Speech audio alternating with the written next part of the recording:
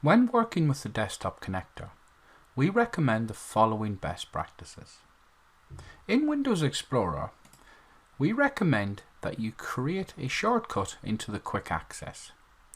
You will see here that I'm already connected to the BIM360 drive. By simply left clicking and dragging, you can take this and place it at the top of the quick access toolbar.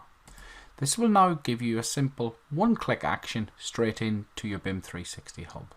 Alternatively, you can also create quick access shortcuts for each of the individual hubs and the projects. Here I'm dragging and dropping each individual element, and you can see that it gives me a single click access required. We can also create desktop shortcuts to exact project and folder locations. Here I'm going to map to an exact work in progress folder within my project.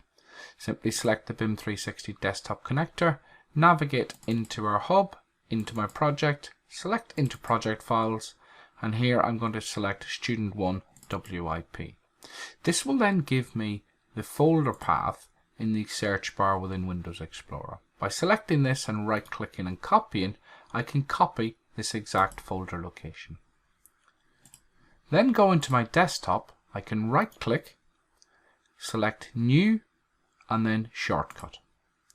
Within the location of the item, simply paste the copied folder structure and select next.